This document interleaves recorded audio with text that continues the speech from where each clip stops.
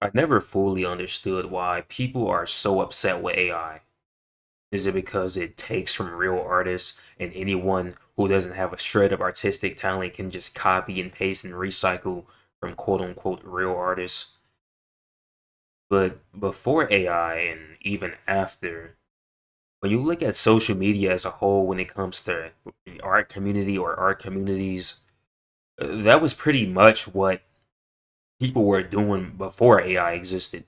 Every social media platform was just people copying, pasting, and recycling the same ideas and hatching on or hopping on the trends. It's really no different from AI, even with human input, because it's people chasing algorithmic glory over original, unique ideas. People always lament and say that they want unique and original stories and creators and creations, but that really isn't true. What most people want is maybe an indie creation made by an independent circle that's already again trying to copy something that already exists but is a pale imitation. They don't actually want unique stories or unique ideas, because if that were the case, the indie comic scene in America would actually be thriving, because there's a lot of good shit out there but no one ever talks about it, yet they pretend like it don't exist. People conflate no one talking about it with it not existing. And when it comes to social media artists or whatever, that's pretty much it. Like I said, everyone just latches on to people who draw and copy and do the same thing. Whenever something's trending and someone else draws the shit, everyone else latches on to it. If you try to be unique or stand out, you're not really going to get any visibility. So even chasing that is a waste of time. It's really no different from AI. AI is used to boost shit in the algorithm, and people used to chase trends and just copy and do what everyone else does to get into the algorithm. These people would draw not because they were passionate about it, they would draw because, again, it's what got them views. Just chasing that algorithmic glory was essential and still is, but now AI threatens that whole, I guess, cycle or that whole process. I think that's the main reason people are upset about it, because now anyone who doesn't have any artistic talent can also latch on to that algorithmic um glory, and it upsets them. Before social media, before AI bots and all of that, I feel like things were a lot easier to get visibility. You didn't have to just draw fan art of what's popular or chase trends. You actually had to conversate and communicate, and you actually had to conversate and communicate in person. So that made things a lot more authentic. It's easy to fake shit online, which is what the internet is full of. Fake people, bots, AI, and by bots I mean people who act like bots rather than actual bots. There's a distinction.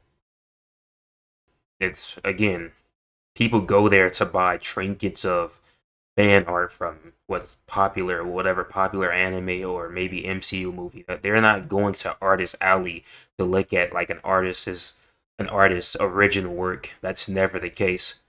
And another thing about that, I feel like you can't really call yourself a real artist if 99% of your art portfolio is fan art. Like for me personally, that wouldn't sit well if like 99% of the stuff I draw was just like idea intellectual property from other companies. I don't know, that wouldn't sit well with me calling myself a real artist, and I don't consider anyone who actually only does that to be a real artist. Even like from a technical standpoint, if it's like technically amazing or sound, I don't know. You're just copy and pasting um ideas that exist. You're not really using your skills to make something original, because that's way harder. I understand why people do that. Again, a visibility thing. People draw this stuff like you can be a fan of it, right? But a lot of times people will draw this stuff not because they're like huge fans or even that enthusiastic about it, but because it gets them views. Original works really don't get you views, net you any views online. You would probably have a better chance of getting visibility going in person, going to a smaller convention, one that actually celebrates comics and art and aren't just pop culture circle jerks.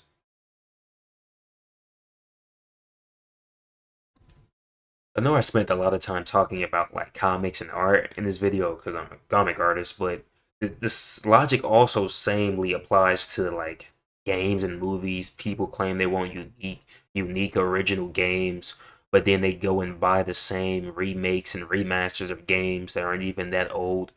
They fucking remastered The Last of Us 2, right? And that game is barely ain't even a decade old. There's the newly announced God of War remakes that are just gonna water down the combat like the 28 and Ragnarok game.